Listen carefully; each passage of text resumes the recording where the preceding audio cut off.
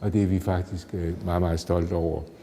Og det er en af de ting, vi kan vide, at vi i hvert fald er rigtig, rigtig gode til i Danmark. Jamen, her har vi så en af vores almindelige flasker mousserende vin, altså 0,75 liter. Men vi kan også lave dem i de større former, altså en magnumflaske med 1,5 liter. Men vi kan jo altså også køre op i en endnu større flaske, sådan en 3 liter, det hedder en Cherbourg, og det er jo en rigtig køn flaske. Men de helt store, dem vil jeg slet ikke løfte på. Dem har vi stående heroppe, hvor vi har 6 liters flasker. Dem kalder vi Methusalem-flasker, og det er jo en pæn præmieret flaske, som holder sig i rigtig, rigtig mange år, fordi den har så stor en mængde at gøre godt med. Men at stå og bakse med de her store flasker og dreje og vende dem og fryse dem, det er en noget langsommelig og besværlig proces, så det er ikke så mange, vi laver af dem. Vi laver jo også spiritus. Her har vi en brandy, altså en cognac-type, men det må man jo kun kalde det, når druerne har vokset i cognac-distriktet. De her har vokset på Skærsøgård. Men det er en cognac 2006-årgangen, hvor at den så har ligget og lagret i 3 år, inden at vi har fyldt den på flaske efter distillationen. Og man kan også se, at farven i sådan en, den bliver fadfarvet.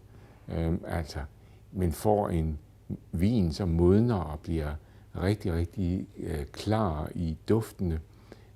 Men vi kan også lave dem fuldstændig blanke. Altså, der har man så sådan nogle grappa-typer. Så har man sådan en blank vin, som vi kalder druebrændevin. Og den er jo også en frisk repræsentation af den årgang her, årgang 2009, som man drikker ved almindelig stuetemperatur, for eksempel til kaffen eller til en dessert, til en mundrenser. Men vi er egentlig glade for, at vi kan præsentere sådan nogle ting også i Danmark med druebrændevin. Jamen, vi kan jo se på sådan noget som rødvine. Sådan en her, Gold Top 2006, er nok en af vores allerbedste årgange. Den fik en international guldmedalje ved Mundus Vini, hvilket betyder, at den har en internationalt set også meget høj kvalitet. Og det er jo nok en af de ting, der er sværest at lave i Danmark, rødvinene. Fordi vi ligger måske mere i en hvidvinzone eller en mousserende vinzone. Men vi kan lave rødvine, og vi kan tage store og pæne internationale præmier også for rødvinene. 2006 var en pragtfuld årgang med en rigtig god sommer. Det var 2009 også. Mens den årgang, vi er ved at lave lige nu, 2010, nok ikke bliver den mest fantastiske, vi har haft. Fordi i modsætning til 2009-årgangen her, hvor vi havde det rigtig godt, så har vi i 2010 haft rigtig sen forår, og vi har haft et meget vådt efterår, som gør, at druerne ikke er modnet optimalt for rødvin, men udmærket til hvidvin og mousserende vin.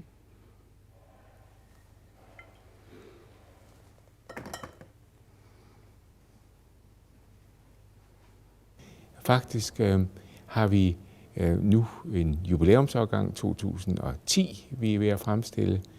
Og hvis vi kigger på den allerførste årgang, så har vi den stående her. Altså, den er stadigvæk frisk. En mousserende vin, årgang 2001, som var den første af den slags i Danmark i nyere tid.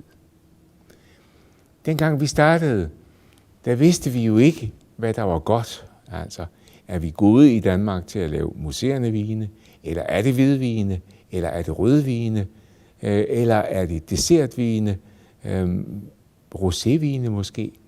Så vi lavede det hele og har gjort det hvert eneste år. Men det er ved at vise sig nu, at det vi nok er allerbedst til, det er at lave de mousserende vine og de hvide vine. De mousserende vine, fordi at vi er gode til at lave syre i Danmark. Vi har også gode æbler, og det er en pendant til, at der også er gode syre i vores frugter. Så mousserende vine kan vi lave på en rigtig god måde. Og den nuværende mousserende vin, jamen, den har forandret lidt udseende, Og druerne på marken er også blevet bedre, og det betyder selvfølgelig også, at med den stigende alder på druerne, bliver der en højere kvalitet i vinen. Vi har så konstateret, at vi kan måle os internationalt med andre lande.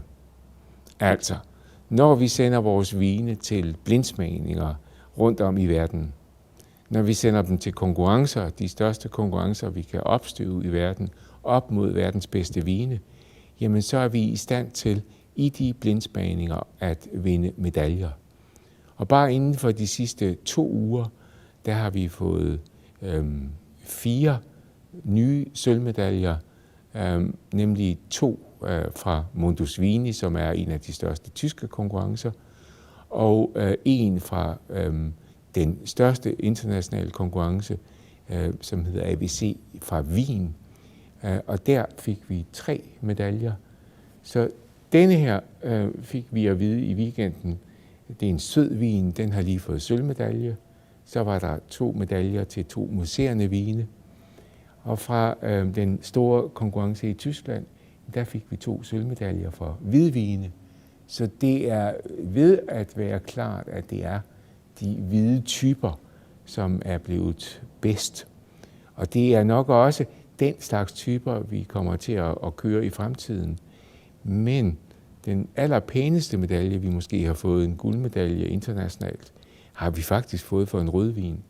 Så det eneste, der kan siges med fuld sikkerhed, det er, at vi har fået medaljer for alle vores vine, men nok flest for de hvide og de museerne.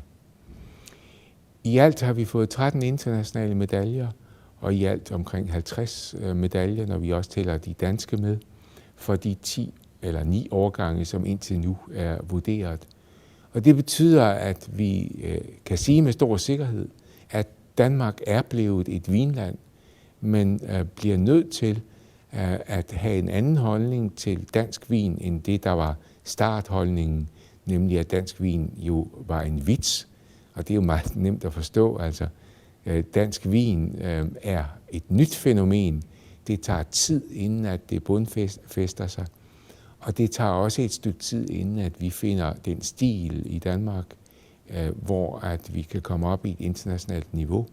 Men det mener jeg, at vi er kommet nu, og det er vi meget stolte over, at have sat Danmark på vinkortet.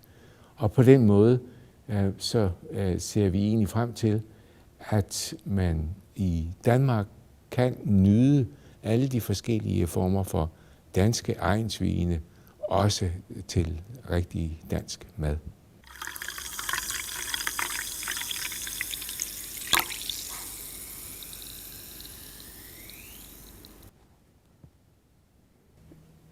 Når man begynder på et nyt projekt, jamen så ved man selvfølgelig ikke, hvad det bliver til. Der skal ret store investeringer til, når man begynder på at lave en vingård i Danmark. For en vingård, det er jo egentlig både et landbrug, hvor at man dyrker planten, man høster planten, så tager man det hjem i noget, der ligner et mejeri.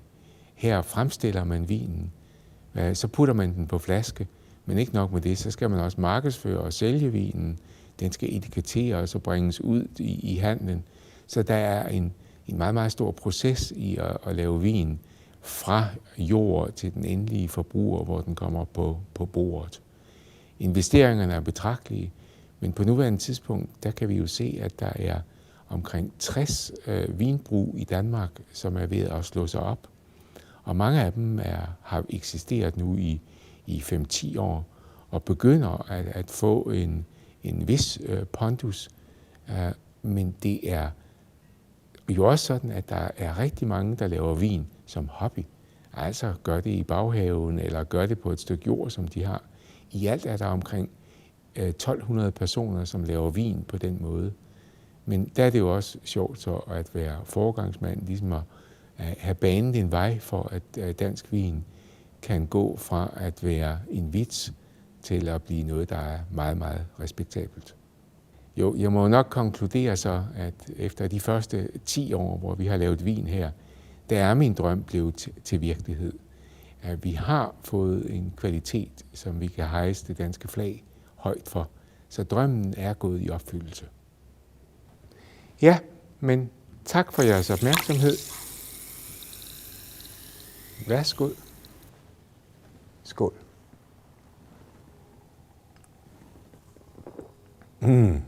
Det er dejligt.